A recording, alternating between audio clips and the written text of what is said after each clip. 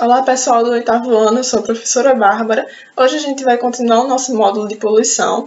A gente já conversou sobre os conceitos iniciais, introdutórios, falou sobre a poluição sonora, no último vídeo sobre a poluição visual e luminosa, que a gente conseguiu entrelaçar um pouco esses dois conteúdos, e hoje a gente vai continuar com a poluição hídrica. Primeiro eu queria conversar com vocês sobre o que seriam esses recursos hídricos, do que se trata essa poluição hídrica. Então, a temática básica, a base dessa poluição é a água. Sobre esses recursos hídricos, eu trouxe aqui para vocês algumas características. São águas superficiais ou subterrâneas, disponíveis para consumo, para uso. Então, essas águas, esses recursos hídricos, eles podem estar acima do solo, como a gente pode encontrar num rio, por exemplo, ou abaixo do solo, num lençol freático, que é o que vocês podem observar na imagem. Essa primeira imagem ele tem um esquema, e vocês podem ver mais ou menos a localização do que seria o lençol freático. Além disso, ela pode ser encontrada em muitos outros lugares, como a geleira, que está na segunda imagem, nos mares, no oceano, em rios, em lagos, lagoas. Então, ela pode ser encontrada em muitos lugares, em muitas formas. Apresenta características físico-químicas variantes, então vocês vão observar que nos diferentes locais, se a gente for comparar a água de um rio com a água do mar, por exemplo, ela vai apresentar características físicas e químicas diferentes. Que características seriam essas? Por exemplo, a questão da água ser potável ou não, da acidez da água, da temperatura da água. Então, todas essas características físicas e químicas que vão variar bastante de um recurso hídrico para outro. Essa água, esse recurso hídrico, ela compõe a maior parcela do planeta Terra e representa cerca de 60% do peso de uma pessoa. Então, cerca de 60% do seu peso é representado por fontes hídricas, por fluxos de água, seja ele sangue ou algum outro tipo de fluxo de água que tem no seu corpo. Então, é mais da metade da porcentagem do seu peso. E eu queria que vocês observassem também, inclusive eu coloquei essa imagem justamente para isso, para que vocês observem que o planeta, apesar de se chamar planeta Terra, vocês já devem saber que ele é composto, em sua maior quantidade, em uma maior parcela, por água. A água é considerada como um elemento essencial à vida, porque, como vocês sabem, a biodiversidade, o que a gente tem de fauna e de flora, precisa da água para existir, precisa dessa água para viver, para beber. Então, sem essa água, a gente não consegue manter na Terra nem a vida de fauna, nem a vida da flora, nem o tipo de vida. Tanto é que, eu não sei se vocês já observaram, se vocês já repararam, mas quando algum pesquisador, algum grupo de estudiosos vai procurar vida em outros planetas, como em Marte, que é muito comum a gente ouvir falar, a primeira coisa que esses pesquisadores procuram é se há ou se houve existência de água, a existência desse recurso hídrico nesse planeta, para que ele possa, então, ser estudado se existe a possibilidade de vida, de tão importante que é esse recurso. Então, ele é basicamente a primeira coisa a ser procurada em um novo ambiente, em um novo planeta, no caso. Claro que ele não é o único fator que a gente precisa, mas ele é um dos primeiros a ser questionado. Eu coloquei aqui também para vocês que uma pessoa não é capaz de sobreviver mais de 4 dias sem beber água, mas consegue passar mais algum tempo sem se alimentar, para vocês verem como a água é fundamental na nossa vida. Então, além de vocês perceberem que ela compõe a maior parte do nosso peso, a gente também não consegue passar muito tempo sem beber água, sem ter nenhum problema com isso e até chegar à morte. Quanto à distribuição de água no mundo, a gente sabe que existe uma grande quantidade de água salgada e uma menor quantidade de água doce, de água potável, que é ideal para o consumo. Então, eu coloquei aqui para vocês observarem nessa imagem que nesse cilindro vocês podem ver a dimensão que a gente tem de água doce para água salgada. Então, a água salgada ela representa 97,5% de toda a água que a gente tem disponível no mundo, no planeta, e a água doce é apenas 2,5%. Então, além da gente ter uma quantidade muito pequena de água doce comparada com a água salgada, se a gente for olhar no gráfico ao lado, um gráfico em formato de pizza, essa distribuição de água doce, vocês vão ver que 69,2% dessa água doce está localizada em lugares de difícil acesso, como geleiras. Então, quase 70% dessa água doce que a gente tem disponível no mundo está congelada. Depois dessa quantidade de água congelada, a gente vê que a segunda maior quantidade de água doce no mundo está concentrada em águas subterrâneas. Aí vocês vão lembrar dos lençóis freáticos, dos aquíferos e das outras formas de água que a gente consegue encontrar abaixo do solo. Então, depois de ver que nós temos quase 70% nas geleiras e quase 30% em águas subterrâneas, o que sobra a gente encontra em rios, em lagos, em fontes de água mais fáceis de localizar e de acessar. Então, se a gente for observar a quantidade de água doce que a gente tem disponível e de fácil acesso, é muito pequena. Aqui eu coloquei um pouquinho para vocês sobre a vida aquática. Eu queria mostrar para vocês justamente essa riqueza que a gente tem, tanto de fauna quanto de flora, de biodiversidade em geral. Então eu coloquei para vocês primeiro um recife de corais, que é um ambiente muito rico e fundamental para a vida aquática, para a vida marinha, né? Esse ambiente ele serve como refúgio, como alimentação para diversas outras espécies de animais e tem muitas outras funções ecológicas. Então eu coloquei primeiro esse recife de corais. Na segunda imagem a gente tem o lírio do mar, na terceira uma tartaruga marinha e por último o ouriço. Então aqui eu coloquei um pouquinho mais alguns organismos, mais alguns grupos para vocês observarem. Nessa primeira imagem a orca, na segunda alguns bivalves, algumas conchas, na terceira alguns organismos que fazem parte do plâncton, que a gente pode conversar um pouquinho sobre eles mais para frente. E vocês podem inclusive pesquisar também, tem muito material na internet sobre esses organismos que são fundamentais para a vida aquática. E por último, o polvo. Eu coloquei essa lei, que é a Lei 9.433, que é de 1997, mas antes que vocês se assustem, essa lei não está aí para que vocês decorem ela, para que vocês saibam de todos os pontos que eu vou mostrar, de cada fundamento, de cada objetivo decorado. Não é a minha intenção aqui. A minha intenção é que vocês conheçam, que vocês tenham noção, mais ou menos, de como funciona e de que existe uma lei sobre esses recursos hídricos, que é também chamada de Lei das Águas, né? Ela institui a Política Nacional de Recursos Hídricos e baseia-se em alguns fundamentos. Eu trouxe aqui para vocês alguns dos fundamentos dela e no próximo slide eu vou falar um pouquinho sobre os objetivos dessa lei. Quanto aos fundamentos, essa lei diz que a água é um bem de domínio público, então todo mundo tem direito a esse bem, por isso que ele diz de domínio público, é de todos. A água é um recurso natural limitado, pode chegar a um fim, dotado de valor econômico. Então, muitas atividades que a gente exerce, como as hidrelétricas, elas usam dos recursos hídricos e são atividades com fins econômicos, com fins lucrativos, além de muitas outras atividades. Então, o recurso hídrico ele é dotado de valor econômico de diversas formas. O exemplo das hidrelétricas é apenas um, mas existem muitas outras formas de usar desses recursos hídricos com fins econômicos. No terceiro tópico, eu coloquei aqui para vocês que em situações de escassez ou em situações de falta d'água, o uso prioritário dos recursos hídricos, a prioridade desse consumo dos recursos hídricos seria para consumo humano, para uso humano, para as atividades básicas do ser humano, né, de cozinhar, tomar banho, beber. Então, para uso humano e para dessedentação de animais, que seria dar essa água para os animais beberem também. Então, seria justamente para evitar a morte das pessoas e dos animais em situações de falta de água. E, por fim, eu coloquei mais um fundamento dessa lei aqui. A gestão dos recursos hídricos ela deve ser descentralizada e contar com a participação não só do poder público. Então, não é responsabilidade apenas do poder público, do governo, por isso que a gente diz que é descentralizada, porque não é centralizada apenas em um órgão, no governo, por exemplo.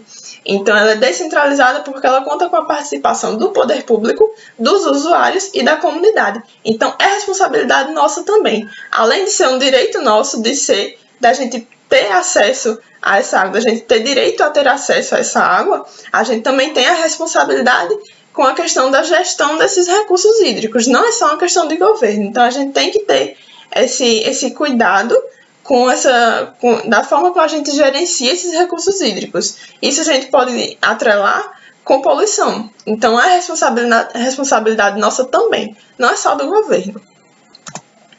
Quanto aos objetivos dessa lei, o primeiro objetivo é assegurar à atual e às futuras gerações o acesso a água de qualidade, a água ideal ao consumo. O uso racional e integrado dos recursos hídricos, incluindo o transporte aquaviário de embarcações de grande, de médio e pequeno porte, com vista ao desenvolvimento sustentável. Então, a gente também pode relacionar com a questão da poluição nesse tópico de objetivos. Então, esse uso racional, esse uso consciente e responsável dos recursos hídricos, incluindo o transporte aquaviário com as grandes embarcações, né? As embarcações de petróleo, os petroleiros, né? Então, a gente pode encaixar esses transportes nesse objetivo. No terceiro tópico, a gente tem a prevenção e a defesa contra eventos hidrológicos críticos de origem natural ou decorrentes do uso inadequado dos recursos naturais. Então, a prevenção e defesa contra um evento, uma situação que ofereça risco, que prejudique esse recurso hídrico, seja ela de origem natural ou ocasionada por um uso inadequado e irresponsável de alguma pessoa, de algum grupo de pessoas também. Além de incentivar e promover a captação, preservação e aproveitamento de águas pluviais, que são as águas da chuva. Então, incentivar essa captação, esse uso, esse aproveitamento das águas da chuva. Quanto à poluição hídrica, entrando agora um pouquinho na questão da poluição, a gente já falou sobre os recursos hídricos, sobre o que seria, do que se trata, algumas características gerais sobre isso, e agora a gente vai entrar um pouquinho na questão da poluição hídrica em si. A poluição a gente pode considerar como a contaminação dos corpos de água por elementos químicos, físicos ou biológicos que podem ser prejudiciais ou danosos, causar algum dano aos organismos e plantas e também à atividade humana, seja ela de usar para tomar banho, para se alimentar. Então, ainda sobre a poluição hídrica. Essa poluição ela pode ter origem no continente ou também pode ter origem no próprio mar, através de embarcações como os navios petroleiros. Então, essa poluição ela pode vir do continente e ser levada até, por exemplo, pelo rio, ela vem do solo, é levada pelo rio até chegar no mar, ou então ela pode ser causada diretamente no mar, como é o caso do petroleiro que eu falei para vocês. Por quê?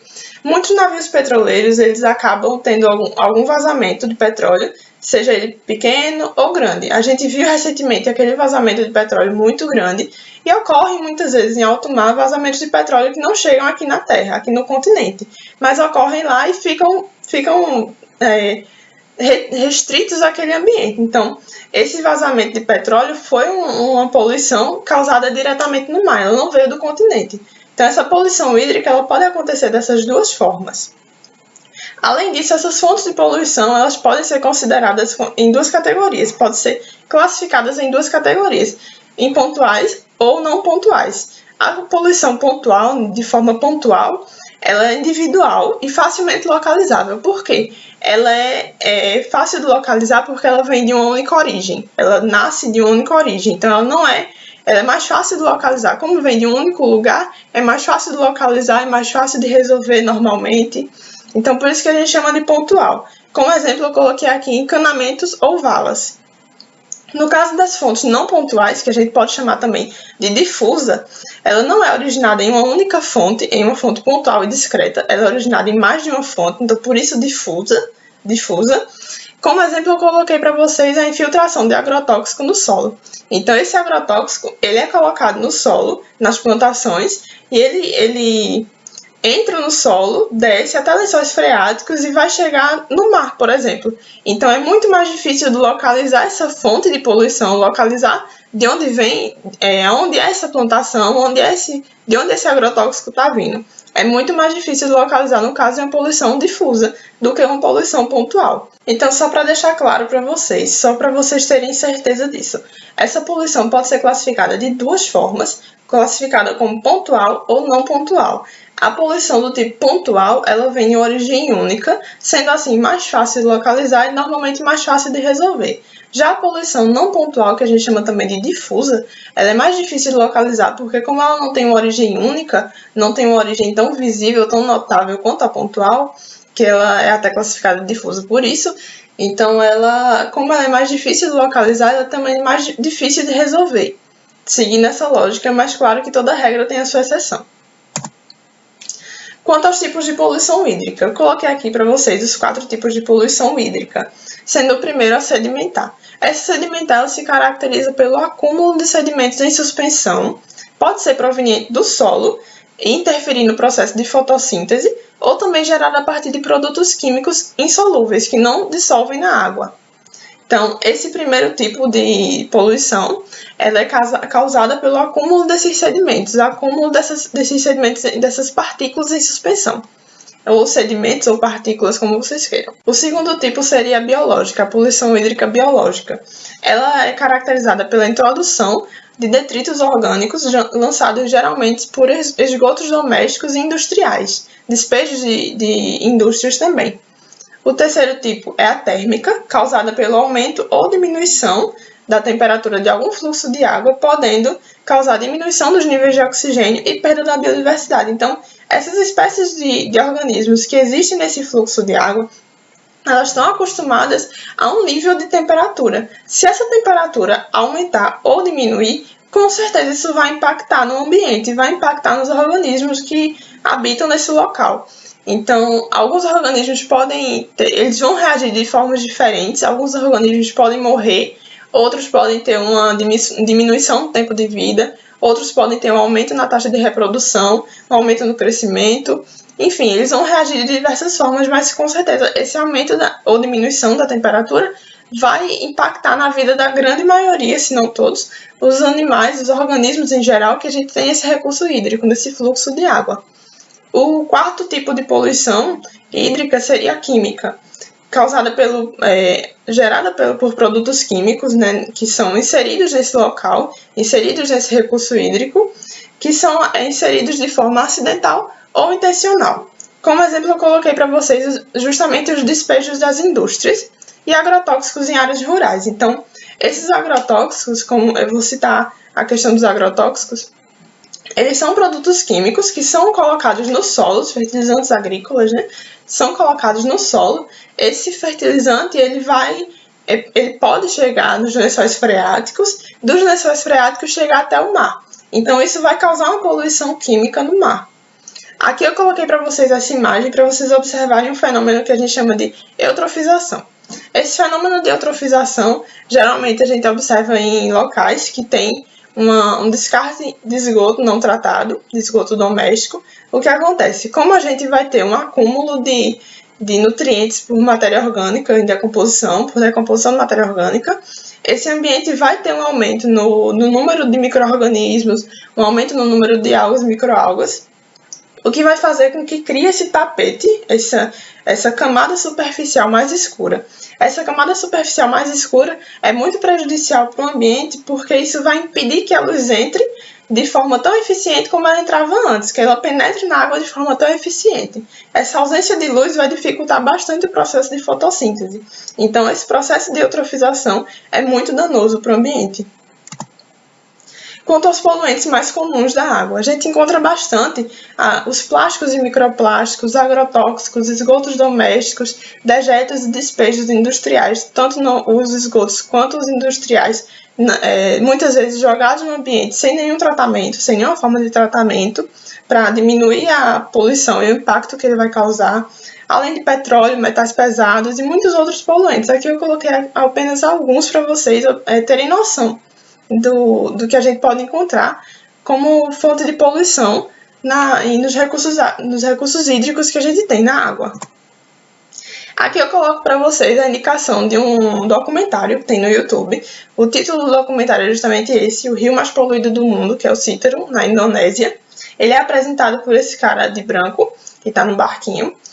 Então, nesse vídeo vocês vão observar que o rio ele não sofre somente com os despejos da comunidade que vive ao redor, com o esgoto doméstico, com o que é produzido pelas comunidades que vivem próximas do rio e que vivem dele, mas também ele sofre uma ação muito grande, muito impactante das indústrias têxteis que tem no local. Existe uma grande quantidade de indústrias têxteis e essas indústrias elas colocam seus despejos todos no rio, sem nenhum tipo de tratamento. Então, no decorrer do vídeo, vocês vão poder observar várias fontes de despejos industriais que mudam a cor do rio, então dá para ver claramente essa poluição, é muito nítido essa poluição causada por esse despejo industrial.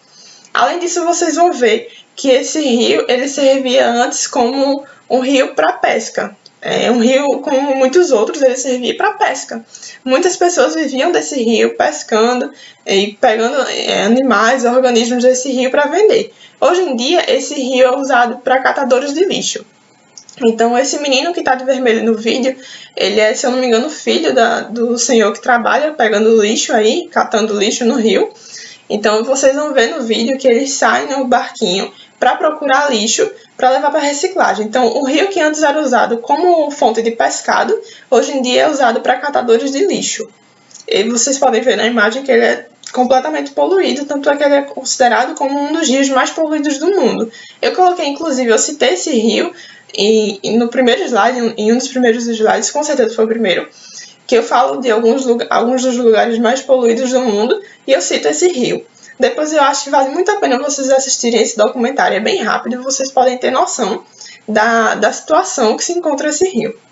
E vocês vão observar por último também, eu queria deixar registrado para que vocês prestassem atenção nisso, que esse rio, ele apesar de ser totalmente poluído, completamente poluído, ele é muito usado, ele é usado por praticamente todas as comunidades ribeirinhas que vivem próximas desse rio, né?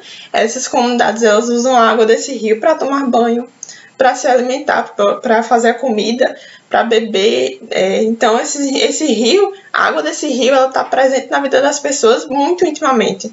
Imagine você usar a água desse rio para tomar banho, usar a água desse rio para lavar sua roupa, usar a água desse rio para cozinhar. Então, é muito frequente também a questão de doenças relacionadas a dermatites, a problemas de pele, a verminoses. Então, muitas doenças relacionadas a esse rio e ao consumo da água desse rio, que antes era um rio comum, né, um rio saudável, usado para pesca, e hoje em dia é um rio totalmente poluído e que ainda assim as pessoas usam esse recurso hídrico e sofrem diversas consequências por causa dessa poluição. Vindo para o Brasil agora, eu coloquei o exemplo do Rio Doce, em Minas Gerais, para que vocês pudessem observar um caso de poluição hídrica aqui no Brasil. Então, na imagem que tem 2009 e 2019, vocês podem observar a diferença que a gente nota do rio em 2009 para o rio hoje em dia. Esse rio ele foi bastante afetado, eu tenho certeza que vocês lembram dos desastres que ocorreram em Minas Gerais, tanto em Brumadinho quanto em Mariana. Primeiro ocorreu em Mariana, depois ocorreu em Brumadinho. Então, esses dois desastres ambientais causaram que um impacto muito grande no Rio Doce. Então, vocês podem observar na imagem de cima, nas imagens de cima, que a gente tem um rio totalmente barrento, aparentemente barrento, né? A coloração do rio, ela mudou totalmente, então isso influencia diretamente na vida dos organismos que habitam nesse local. Muitas espécies sofreram bastante esse impacto, e também vocês podem observar a chegada da água desse rio no mar.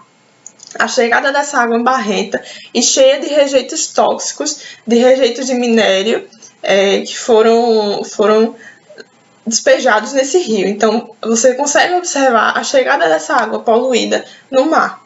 Então, é um impacto também muito grande, apesar de não ter aquela quantidade de lixo, ele tem um lixo diferente do que a gente observa no rio da Indonésia. Mas é um rio extremamente poluído também. Quanto aos danos à saúde humana, a água poluída ela pode causar diversas doenças nas pessoas. Eu coloquei aqui algumas delas, mas existem muitas outras doenças que podem ser ocasionadas por causa dessa poluição hídrica. Nas que eu coloquei, a gente tem a leptospirose, cólera, febre tifoide e o contato com muitos vermes, com muitas verminoses. Quanto ao meio ambiente, existem também muitos danos que podem ser causados ao meio ambiente. Eu coloquei alguns para vocês aqui. Os diferentes organismos eles vão reagir de diferentes formas, como eu falei para vocês, quando estava falando um pouquinho sobre os tipos de poluição hídrica que a gente tem, sedimentar, química. Então, quando eu estava comentando um pouquinho sobre os tipos de poluição, eu falei para vocês que os organismos vão reagir de diferentes formas. Eles têm diferentes capacidades de adaptação, eles têm diferentes formas de reagir. Então, ele pode ocorrer um aumento na taxa de reprodução e crescimento, impactando em toda a cadeia alimentar e as populações locais. Então, se uma população, a partir dessa poluição, crescer muito, isso vai afetar bastante na cadeia, porque a população que ele preda vai diminuir bastante. Se eu tenho uma espécie que cresceu muito, ele vai consumir bastante a sua presa, então essa população de presa vai diminuir. Isso é um impacto muito forte que a gente tem na cadeia alimentar. Além disso, Quanto ao segundo tópico, eu coloquei que muitos animais confundem esses poluentes, né, como plástico, com alimentação, que é o caso justamente da tartaruga marinha, que a gente ouve bastante falar sobre isso, da questão de plásticos e microplásticos na água. A gente vê bastante tartarugas marinhas que são extremamente afetadas com essa quantidade de plástico na água, porque a tartaruga marinha ela se alimenta muito de água viva. É uma das fontes de alimentação da tartaruga marinha, água viva. Então, esse plástico, essa sacola plástica na água acaba aparecendo, lembrando, remetendo a uma água viva. Então, essa tartaruga marinha vai se alimentar vai tentar se alimentar desse plástico e, obviamente, ele não tem condição de servir de alimento para uma tartaruga. Ele não é uma água viva. Então, isso vai fazer bastante mal a esse animal. Além disso, existem muitos outros animais que acabam confundindo poluentes, seja ele plástico ou qualquer outro, como fonte de alimentação, e isso vai prejudicar bastante esse animal. Então, a gente vê bastante relato de tartaruga marinha que foi encontrada e que no seu estômago tinha muito plástico, tinha sacolas, tinha canudos e muitos outros poluentes. Então, esses animais acabam se alimentando desses poluentes sem ter noção que aquilo não é alimentação, né? Eles se confundem pela aparência, como vocês podem ver, da semelhança de uma sacola plástica com água viva. Então, esses animais se alimentam disso e acabam muitas vezes morrendo por causa desse poluente. Além disso, a diminuição do tempo de vida, que é uma questão mais a longo prazo, e a morte, realmente. Eu coloquei aqui como ajudar a resolver esse problema. Eu coloquei algumas medidas. Existem muitas outras, como eu sempre digo para vocês, existem muitas outras, eu cito algumas aqui para estimular, para ilustrar para vocês quais são, o que pode ser feito, mas existem outras que vocês podem pensar também. A primeira seria o descarte de lixo de maneira correta, descartar o lixo de maneira correta, aí a gente pode encaixar a coleta seletiva, a reciclagem do que é possível, e realmente descartar o seu lixo de maneira correta, como assim? Não jogar lixo na rua, guardar o lixo na bolsa para quando chegar em casa, ou no bolso para quando chegar em casa jogar, ou quando encontrar uma lixeira na rua, jogar na lixeira. Então, ter essa consciência com o descarte. Não descartar óleo de cozinha na pia, diminuir a sua produção de lixo, porque a gente produz uma grande quantidade de lixo diariamente, então tentar diminuir essa produção de lixo que a gente tem, realização de compostagem e evitar o desperdício de água, seja no momento do banho, no momento de escovar os dentes, para lavar calçada, para lavar roupas, então tentar evitar ao máximo o desperdício e o consumo desnecessário de água, vamos dizer assim. Além de todas essas ações que eu coloquei aqui, existem as ações a nível governamental, a nível comunitário. Então, a gente pode citar, por exemplo, a fiscalização e a punição de pessoas que estejam fazendo uso incorreto, uso irresponsável desse recurso, e a punição realmente, porque a gente viu que esse recurso é um recurso limitado, que a gente tem uma quantidade de água potável pequena, então é uma situação que precisa ser observada com muita responsabilidade, com muita consciência. Era basicamente isso que eu queria conversar com vocês hoje. Espero que vocês tenham entendido, que esteja claro na cabeça de vocês. Se vocês tiverem alguma dúvida, a gente pode conversar, a gente pode voltar a conversar isso quando tiver em sala também. Se vocês quiserem alguma dica de documentário, existem muitos documentários na internet, muitos trabalhos, muitos sites que falam bastante sobre esse tipo de poluição, sobre as questões da fauna, a fauna e a flora que vivem nesse local e que são extremamente prejudicadas. Então, se vocês quiserem mais material sobre isso, eu também estou à disposição.